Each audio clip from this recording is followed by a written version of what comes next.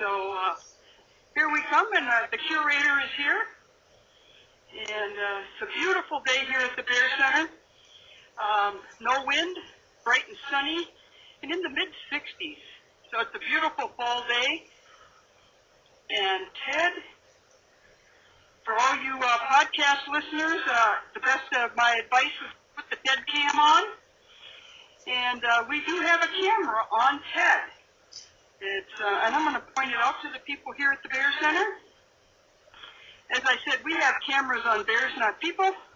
This is a TED cam, and it can be accessed through bear.org. That's bear.org.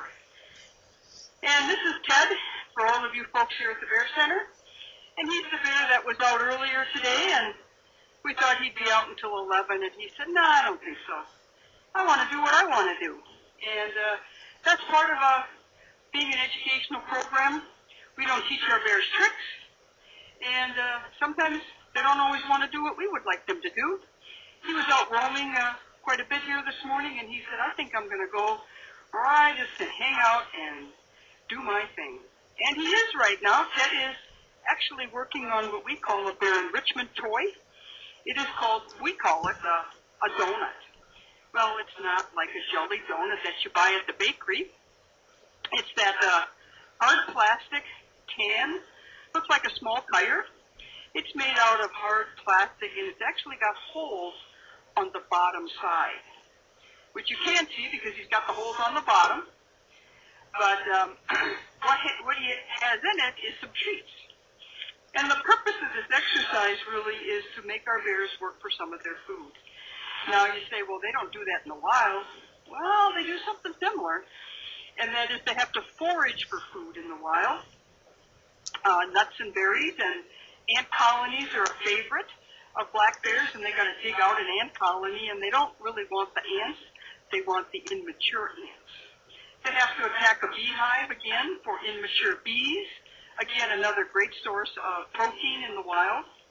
As omnivores, about 10% of their diet is protein, and the other 90% is really young growth vegetation and berries and fruits. Is really what they manage to eat. And Ted is turning that thing upside down now. You can actually, here at the Bear Center, see those 3 holes. And his nose is going to tell him if there's anything else in it. And he actually, with his 6 to 8 inch long tongue, he could actually stick his tongue in one of those holes and pull out a treat, peanuts or grapes. And why could he pull them out? Because that tongue is also sticky on the outside, and our tongues are not. Number one, our tongues aren't that long, and our tongues aren't sticky either. But if you notice what he's doing, he's picking up his treats right from the straw, but he's not picking up the straw. And that's because he's only focusing on the treats, and he doesn't have to get all the other debris that goes with it. Now, Ted, I didn't tell you much about Ted Bear. He is a 650-pound male bear at 19 and a half years of age, born in 1997 in Wisconsin. He was legally purchased that year by a family in Wisconsin, and they had him for about 10 years. And back in 2007, they ran into some insurance issues because they had a family business, a bear, and a family on family property. Well, through a mutual friend, they heard about the Bear Center and came to visit and said, "This is a great place for Ted. Ted will have a great place for the rest of his life. They can maintain their family business and family on the property, and it solves all the issues that they had." So Ted's been here since 2007, and he's really been a joy to work with. Recognizing he's the only captive born and bred bear we have, he has fit in very well with all our other bears. So I want to give this great group here, we've got a big group here. Anybody's got some questions about Ted? And yeah, there's a couple chipmunks around by Sharon's feet there. But I watched the chipmunk. He came from behind her, saw she did not have a bucket, and did not run up her pant leg. Well, if she had a bucket, that chipmunk probably would have run up her pant leg looking for a peanut. But any questions here at the Bear Center for folks better here? No questions. Well, Ted is right by where he's going to hibernate this winter. If you see that box that he was in, we call it his chalet or his house. You can actually see right through it right now. If you look down over his back, you can see across and straight through to the other side. Well, by the end of this October, we will actually put a piece of plywood on the back side and close the back side off. We will leave the front open, and that's actually where Ted is going to den. It's his absolute favorite place to den, and we don't argue with that. He loves to den right there. And if you look over to my right, you'll see another, shall we say, box, house, whatever you want to call it. That's another man-made denning location. We have 7 dens for 4 bears. We do reasonably allow them to pick den they want, but Ted, being the oldest bear and the largest, he has some privileges as being the oldest bear, and we don't argue with him. He gets the chalet every year. Now, Ted will be our last bear to den. He's going to den probably in mid to late November, and Ted's coming toward the fence, so I would watch how close you folks here at the Bear Center are. Ted is a people pleaser, and Ted's probably going to go near the snack bar. Maybe. He's thinking about it.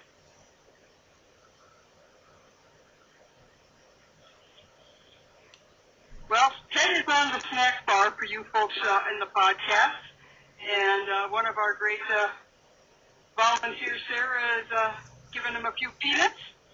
And now Ted's giving the folks here with all their cell phones and cameras out, and boy, we got a lot of cameras and cell phones taking pictures here, which is great. That's great. You'll notice that the peanuts, he's able to shell those peanuts in his mouth.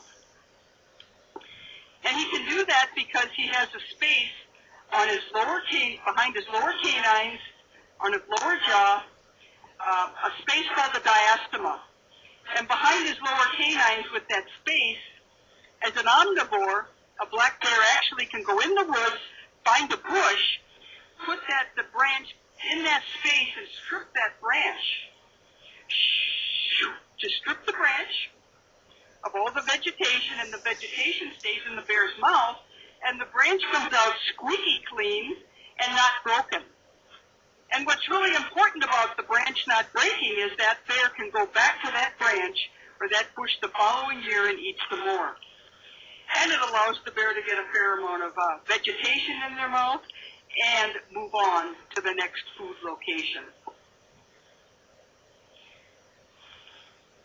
Now, when we got a lot of kids here, I always make mention to the kids, if you have a small bag of peanuts inside the shell, like Sarah does here, if you got about a dozen of them, sit at a kitchen table and just put one in your mouth and try to shell it without using your hands or fingers. You probably will struggle to do it, and you certainly will never be as fast as Ted Bear. Now keep in mind, all black bears could do that.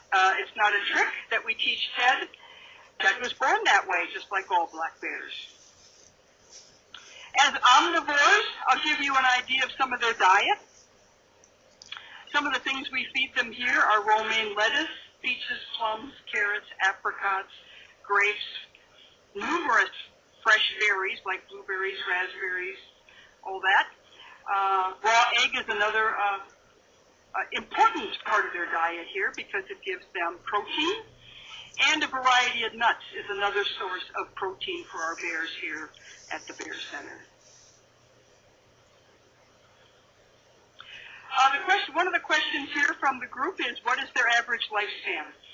The average lifespan of a black bear in captivity, they can live into their 30s. I'm not saying they all do, but they have the opportunity. Now, Ted at 19 is really close to 20. He'd be considered an older bear in the wild.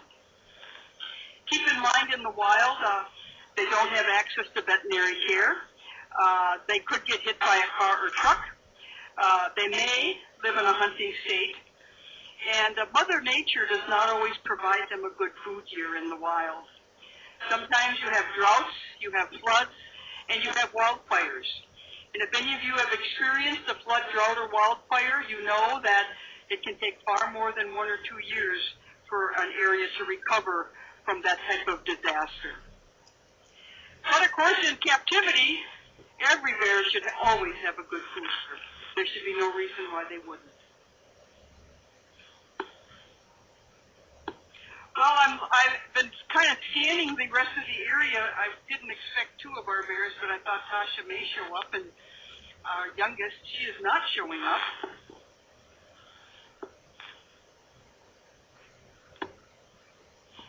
Oh, yes. The curator just reminded me that they had a strange noise going out by the parking lot, of which Tasha is afraid of. And Ted's a little nervous because of the child is crying. Ted is very nervous. He's beginning to look at where the cub is in distress. And I certainly do not want to embarrass the mother or the parents or grandparents. I'm not trying to embarrass you. It gives me a great opportunity to talk about something really important. If a human child or baby cries, a black bear's instinct is to look for the cub in distress. And you saw that just a minute ago with Ted. If you look carefully, his ears crooked and he started to look around. Did any of you see that? Okay. He was looking for the cub in distress. So, and I certainly, as I said, I am not embarrassing the parents in any way, shape, or form. That's not my point. But it gives me an opportunity to give you that information that most people are totally unaware of. If we don't have any more questions, I think we'll head back. And let's see, Sarah, could you lead us back? Would you be able to lead us back? And if you've enjoyed your time here today, you might give us a shout out at TripAdvisor. We do read those comments on a regular basis. And we are a nonprofit, and we're educational programs, and our bears are here because you decided to join us today, and we appreciate that. I'm going to take a moment to chat just a moment with our podcast people here.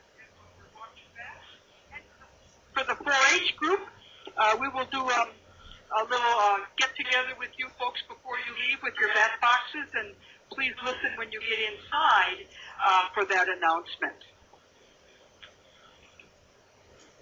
This is for the podcast people. This is our last 11 o'clock daily program, and I, as well as all the staff here at the North American Bear Center, have had a fabulous summer with you supporting our educational programs. Without you, we couldn't make these programs happen. And we appreciate all the hard work that goes many times unseen because you're out there somewhere, and we just know you're supporting these programs to help bears and help people learn about bears. Hi guys, this is Sharon. I'd like to thank you also, moderators, podchatters, everyone involved in sending us the great videos and keeping track of where our bears are when we're not here. Thank you so much, and we hope to be back here in the spring and see you doing the very same thing we're doing now. Thank you so much. Again, thank you for all you folks out there in the Ponchat land and viewership land and broadcast land. This is the last 11 o'clock program we will do for the 2016 season. I will be on mic again at 1 o'clock today, so about an hour and a half from now, I will be on with the last 1 o'clock program of the season. And I might remind you, live at the NABC starts this Wednesday, October 5, at 1 o'clock Daily Time.